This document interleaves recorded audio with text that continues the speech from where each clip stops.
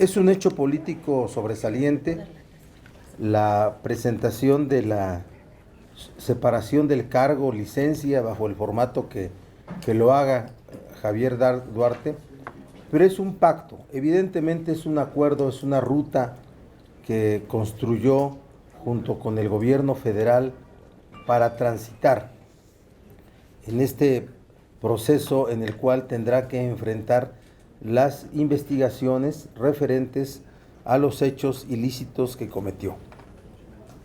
El hecho de presentar una licencia al cargo y que esa licencia no lo exime de la necesidad de un desafuero para poder ser procesado, porque como es un gobernador electo por el voto popular, también los que tienen licencia requieren ser desaforados o se requiere tramitar la declaración de procedencia para poder iniciar las causas.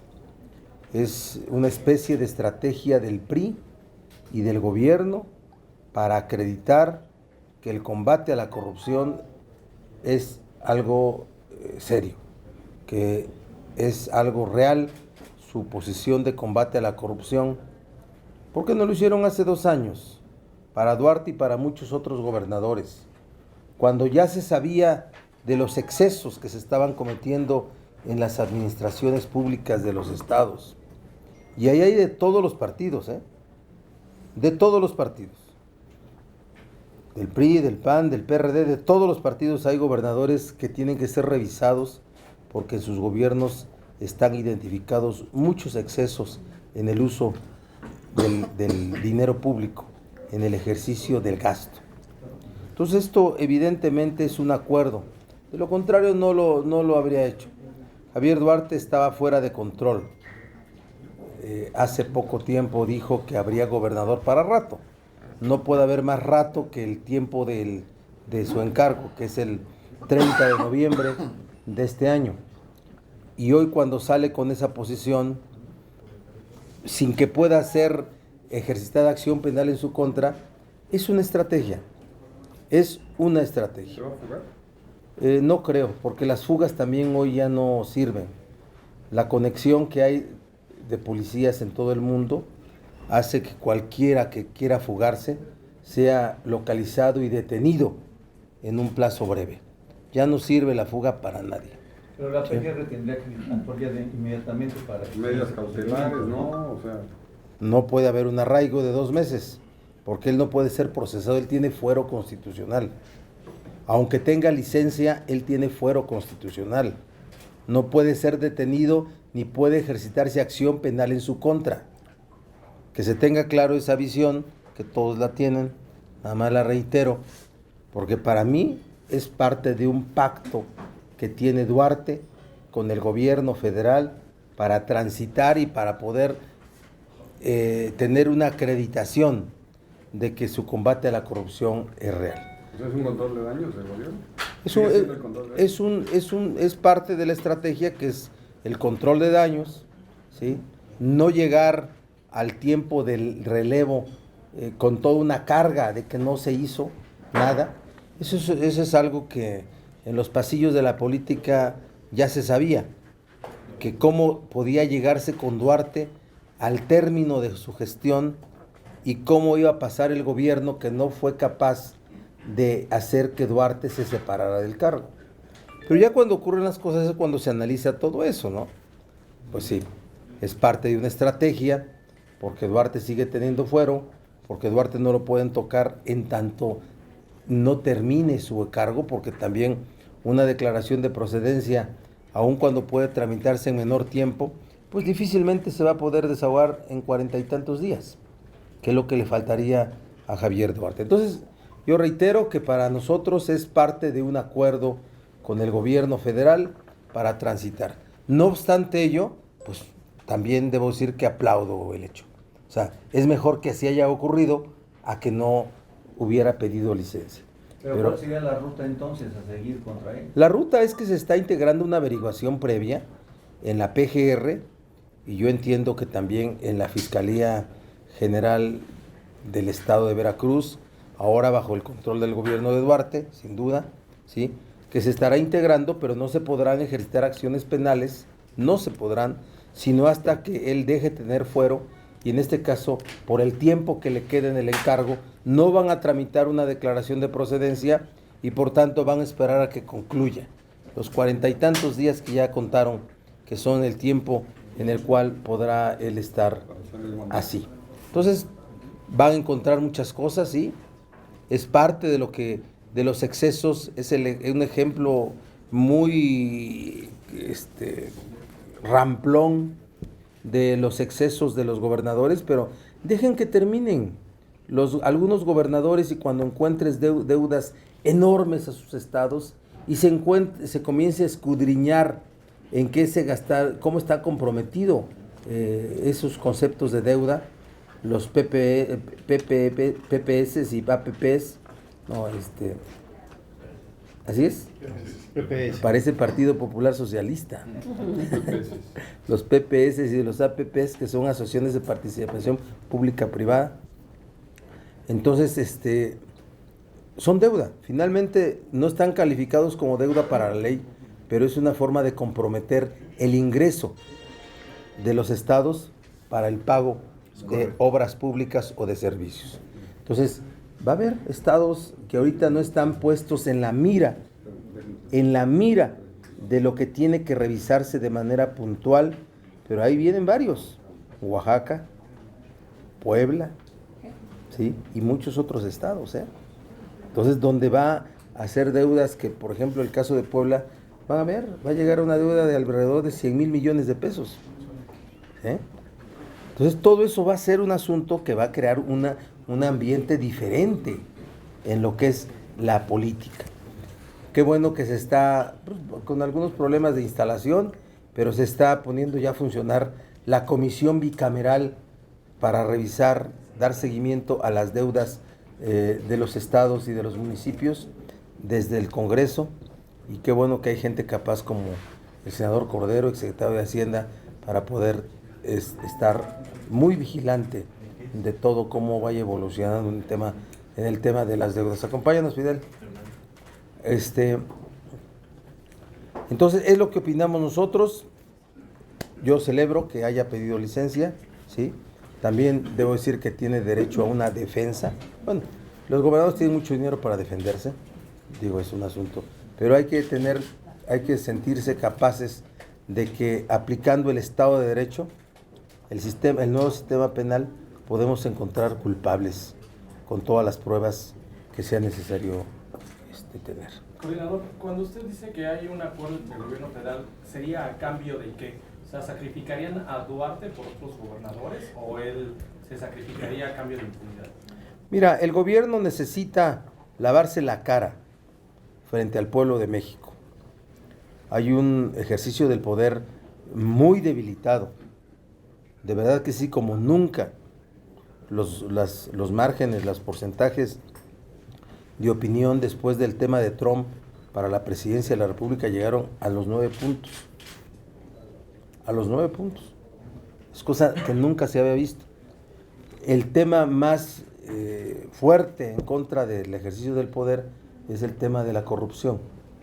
Y ejemplos tan crudos como los de Javier Duarte, ¿sí?, hacen necesaria el desarrollo de una estrategia que no se está viendo completa, pues.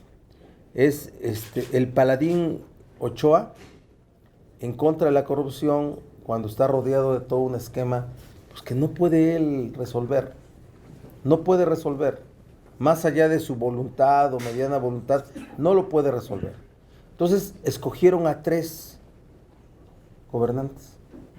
Ese rumor, ese chisme de que son 3 sobre los cuales tendrá el ejercicio de la ley o la aplicación de la ley de manera selectiva, que es un asunto que ustedes conocen, corre en los pasillos de la política desde hace 2 o 3 meses, pues ahí está cumpliéndose.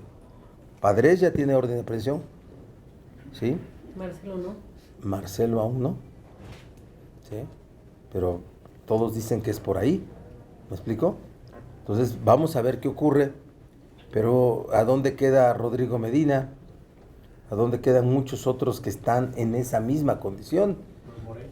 Los Moreira, Borges, así es, César Duarte y demás. ¿A dónde queda todo eso? Por eso les digo que cuando concluyan los periodos de los gobiernos estatales y se conozca el tamaño de las deudas que heredan al siguiente gobierno, que no van a tener un solo peso para hacer proyectos de infraestructura. En las condiciones en que está la economía nacional, con los recortes, con el ingreso debilitado, con los precios del petróleo, con la deuda enorme que se tiene y la cantidad de dinero fiscal que tiene que destinarse para que no entremos en una crisis macroeconómica, porque eso se trata, ¿sí? Hoy los recortes tienen que ver sí con la baja de la mezcla petrolera, pero es la deuda esa que contabilizó Mario Delgado en su cronómetro ese. El que tiene ahí, ¿no? El que tiene todavía, yo no lo he visto, pero sí me dijeron que ahí está ahí. Esa que se duplicó por la depreciación del peso frente al dólar. Esa que ha estado creciendo por esas razones. Porque entre las cantidades contraídas y el monto de hoy se ha llevado a límites extremos terribles. Entonces hay que destinarle cantidades de dinero fiscal que no se tenían previstas y afectan a todo el ejercicio del gasto. Eso impacta en los estados. Eso impacta en todo el esquema de la República. Entonces, esos gobernadores que entran y cuando encuentren deudas del tamaño de las que hay, ¿cómo van a resolver los problemas de infraestructura en sus estados?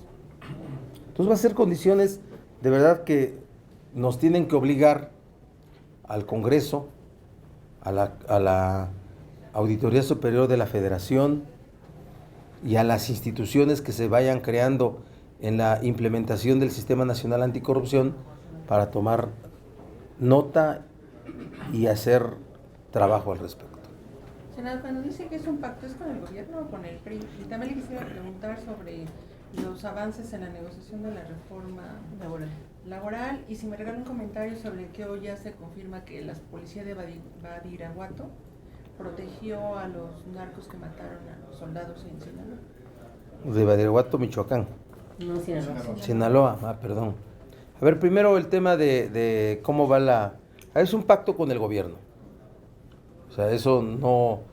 El PRI es un partido político y él tiene que desarrollar estrategias de un partido político. Es perfectamente entendible, ¿no? ¿Sí? Pero toda la operación de cómo torcer y retorcer la justicia es con el gobierno. Es que eso está a la vista. Está a la vista. Como piensan también los del PAN que van a poder hacer acuerdos para que no se aplique la ley a padres. Así es simple. Como es un asunto también de la incapacidad del gobierno de Nuevo León para fincarle una responsabilidad al Bronco, al anterior Rodrigo Medina. Es con el gobierno. Está a la vista que es con el gobierno y creo que fue un acuerdo que están los priistas, en general, la clase política en el poder forma parte de ello. ¿Cómo van los avances? A ver, esta reforma a la justicia laboral, reforma constitucional en materia de justicia laboral, una reforma presentada por el Ejecutivo y que contiene de origen asuntos que todos aplaudimos, como la supresión de las juntas de conciliación, arbitraje, poder generar una mejor condición en los temas de conciliación, establecer necesarias, ¿cómo se puede decir? El fortalecimiento de la vida sindical para que solamente los sindicatos reales y mayoritarios puedan tener acciones dentro de la relación de trabajo con las empresas. El tema de los recuentos y del voto secreto de parte de los miembros de un sindicato para definir sus directivas y todos los acuerdos que teman, Es la naturaleza de una propuesta de justicia laboral que nosotros apoyamos desde su origen. Pero ¿qué le ha pasado?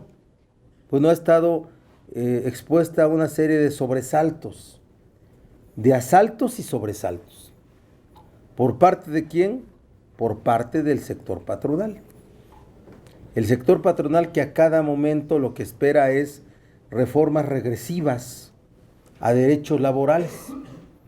Y cuando nosotros ya teníamos un dictamen completamente pactado en los términos de origen de la propuesta del Ejecutivo, lo primero que salió fue la supresión de la fracción 21 del artículo 123 constitucional. Nosotros alzamos nuestra voz, nos inconformamos, argumentamos de qué se trataba, qué efectos iba a tener esa supresión, que en un litigio en donde se tuviera que resolver a través de un laudo, ¿sí? A través de un laudo, las prestaciones a las que estaba obligado pagar el patrón por una terminación de la relación laboral con responsabilidad para el patrón, se eliminaban los 12 días por año de antigüedad y los 20 días por año de sanción. Además del pago de las primas, vacacional y demás cosas, ¿sí? Se eliminaban.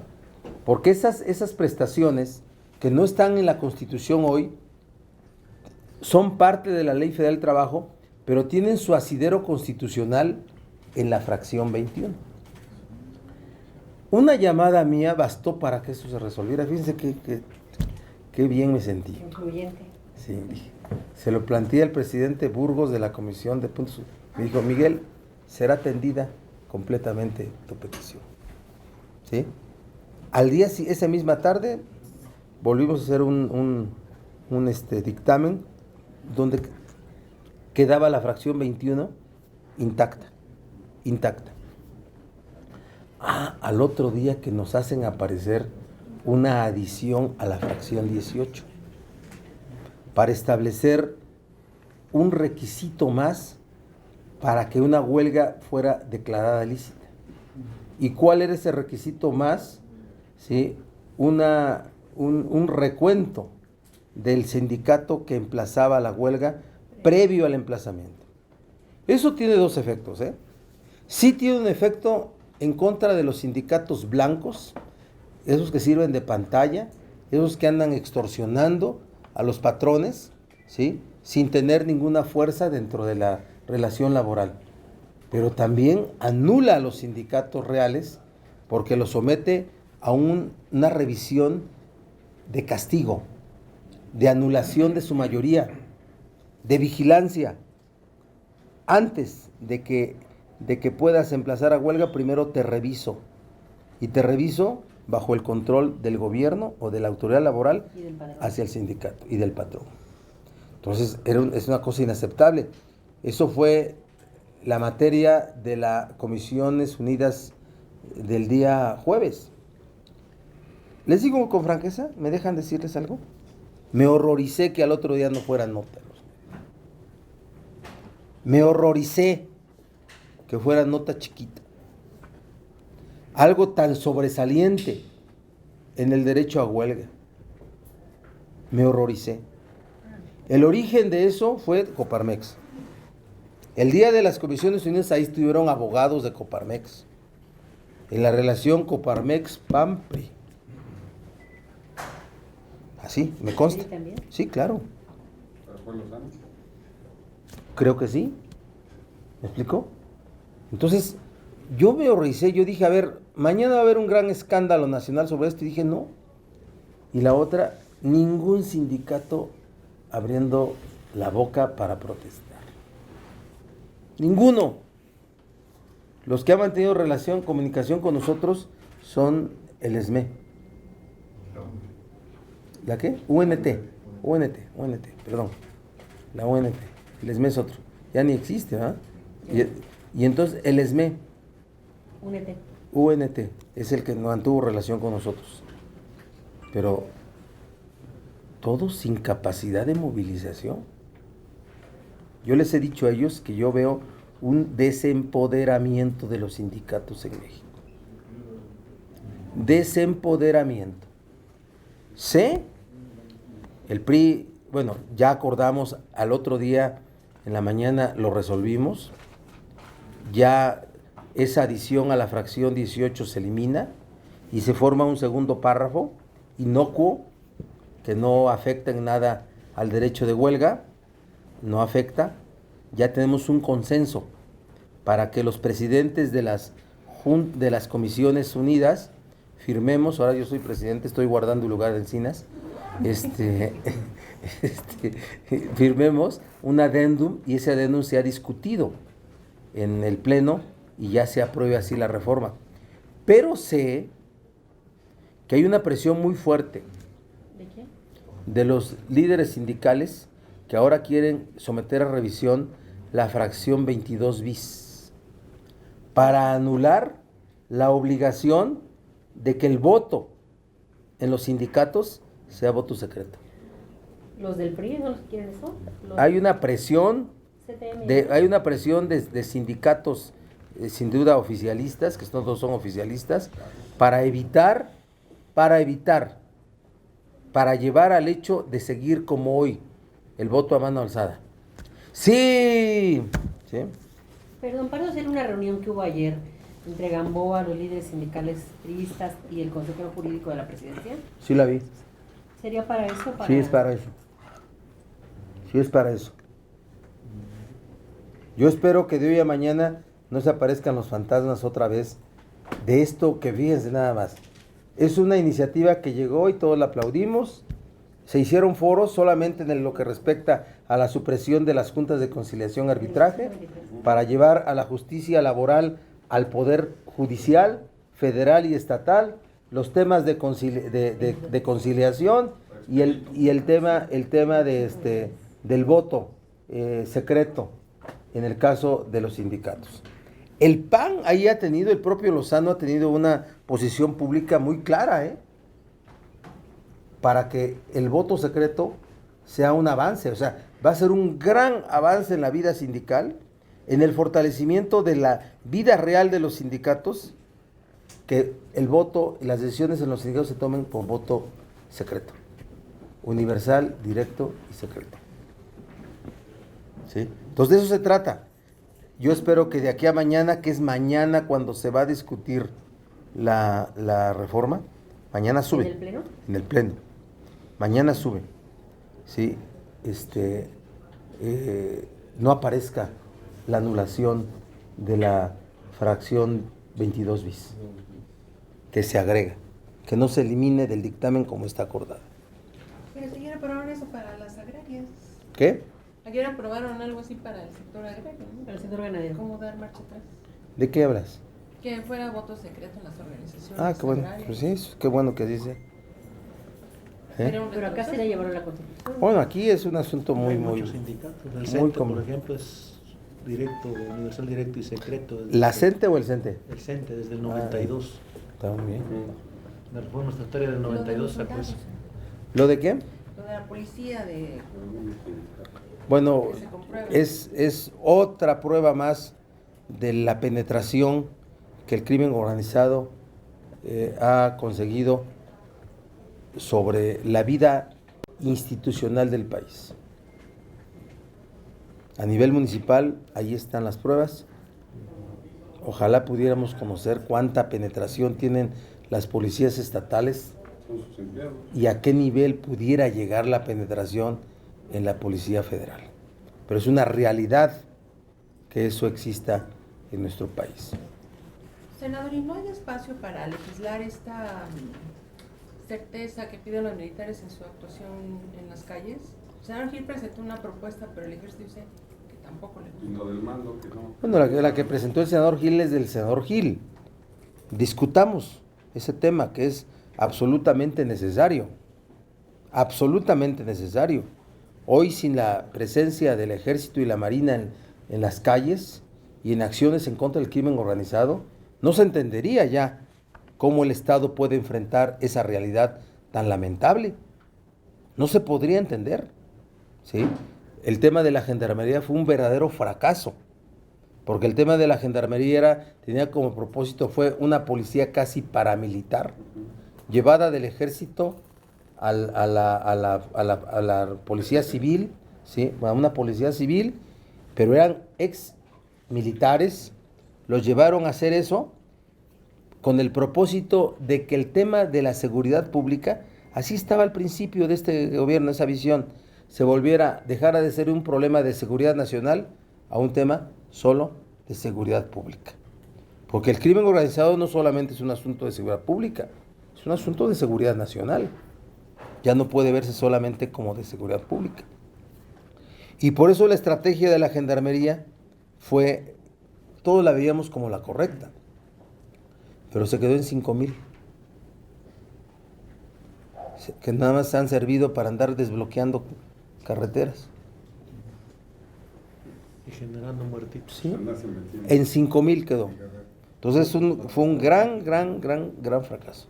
Senador, pero también la militarización de las calles tampoco ha dado resultados. Digo, todas las políticas públicas que ha impulsado o presentado el gobierno federal pues han sido un fracaso. Sí. Y la delincuencia Sí. pues sigue siendo un cáncer que afecta a la sociedad, y ahí están los índices, las encuestas, ¿no? Yo le preguntaría, ¿qué alternativas tiene la sociedad entonces? No, yo no veo ninguna, a no ser que... No es la depreciado, ¿eh? No, No es armar a la sociedad civil. no es armarla. No es armarla. No es armarla. O sea, está rechazada por varios senadores, es No, cierto. Pero bueno, la situación es grave para... Sí, yo comparto, la yo sociedad. comparto contigo.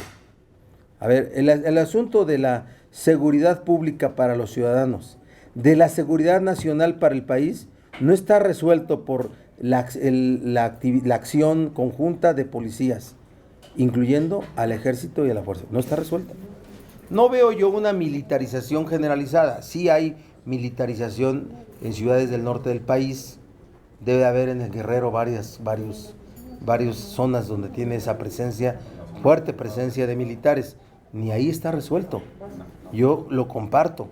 O sea, la estrategia, a ver, por ejemplo, ¿qué ha pasado con la iniciativa que ya no fue mando único ni mando mixto, pero la reforma constitucional en materia de seguridad pública? ¿Qué pasó? La tienen detenida en Cámara de Diputados. ¿Quién la tiene detenida? No las fuerzas políticas, el propio gobierno. El ejército, ¿no? El propio gobierno. No, ahí yo creo que el ejército no tiene nada que ver. ¿Sí? Yo ahí no veo al ejército interesado porque es un tema de policías. Pero ahí está detenida. Porque esa que debió haber sido un nuevo modelo en contra del crimen, ¿sí? Con una reforma policial no alcanzó a hacerlo. Nunca iba a hacerlo desde el lado de mando único, que ya, por cierto, ya casi nadie se acuerda de ese término, ¿verdad? Porque lo único que les hicieron en los estados es, les pusieron playeras negras que decía mando único. Pero eran los mismos policías municipales pagados por el ayuntamiento. Así fue. Fue una farsa como muchas de las cosas que pasan en México. Pero una vez que se apruebe esa reforma constitucional, ¿saben cuántos años